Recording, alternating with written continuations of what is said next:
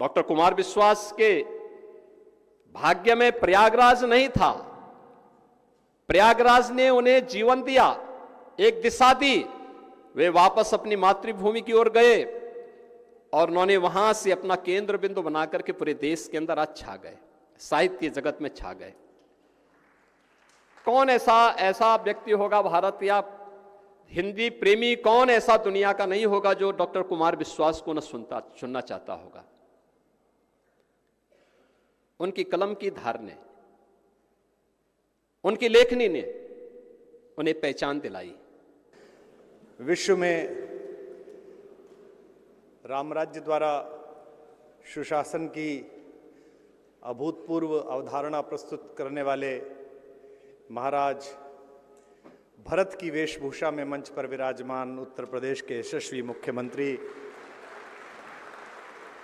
गोरक्षपीठाधीश्वर आदरणीय योगी आदित्यनाथ जी, भारत के ज्ञान दीपों में से एक प्रमुख इलाहाबाद विश्वविद्यालय के कुलाधिपति श्री चौहान जी, इस परिसर को अपनी मेधा और अपने मातृवत संस्कार से क्रांति से शांतिपूर्ण प्रयोग की तरफ ले आई कुलपति आदरणीय डॉक्टर संगीता जी, मंच पर उत्तर प्रदेश शासन के दोनों मंत्री और मेरे आत्मीय मित्र श्री स्वतंत्र देव जी, भाई नंदी जी और समग्र बैठे हुए इस क्षेत्र के महनीय नागरिकगण और भारत के भविष्य को संकल्पना देने वाले मेरे साथी छात्रगण छात्राएं जो यहाँ पर बैठे हैं। सबसे पहले तो मैं जिनको सम्मान मिला है और जिन्होंने पदक प्राप्त किया है उन सबको बहुत शुभकामनाएं देता हूँ। और विशेष रूप से उल्लेखनीय ये था कि 9 सम्मान में से 8 बच्चियां थीं।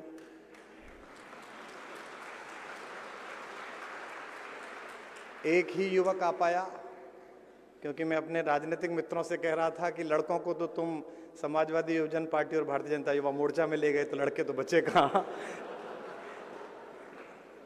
बेटियों को बहुत बहुत शुभकामनाएं।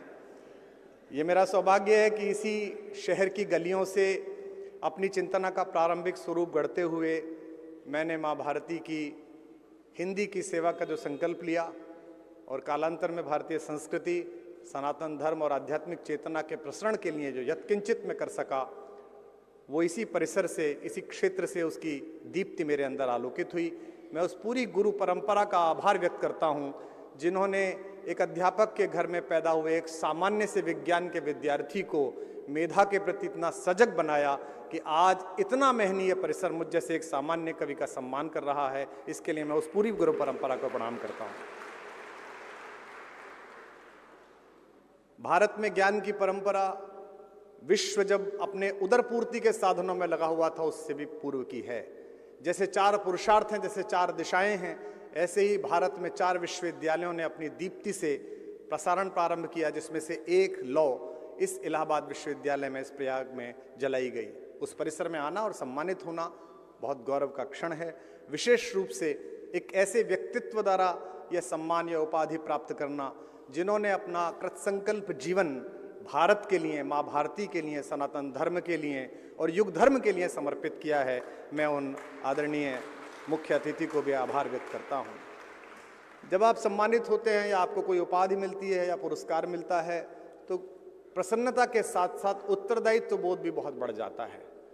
जितने भी विद्यार्थी यहाँ बैठे हैं उनको उस पिछली सीट से मंच तक पहुँचने के लिए जो संकल्प, जो साधना और जो समर्पण चाहिए, मैं आशा करता हूँ कि आज के दीक्षांत समारोह के बाद वो आपके प्राणों में उतरेगा, वह आपके प्राणों में प्रतिभाषित होगा।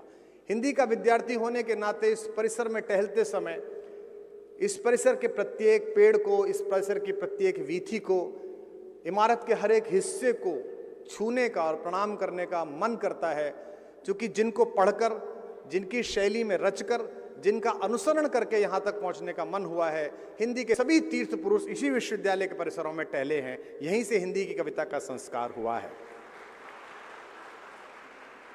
जब कभी सामने बैठे हुए हमारे मित्र हिंदी की मंचीय कविता के महंगे हो जाने का ताना मारते हैं तो मैं उनसे यही कहता हूँ कि मुझ जैसा एक सामान्य कवि जो केवल अक्षर जोड़ रहा है, जिसकी कोई अभी गति नहीं है, जो एक पंक्ति के योग्य भी नहीं हुआ है, कहीं ना कहीं एक समय ऐसा था कि जब महाप्राण निराला तक को भी उपेक्षा के गर्त में डाला गया। शायद मुझ जैसे व्यक्ति उसका ही बदला ले रहे हैं, उसकी ही पूर्ति प्रतिपूर्ति करने का काम कर रहे हैं। मैं समय की सीमा के अनुसार और मर्यादा के अनुसार आचरण करते हुए गुरु परंपरा के अतिरिक्त अपने माता पिता को विशेष रूप से आभार व्यक्त करता हूं कि उन्होंने मुझ में संस्कार दिया। एक ऐसे पिता जिन्होंने प्रारंभ से हिंदी भाषा, संस्कृत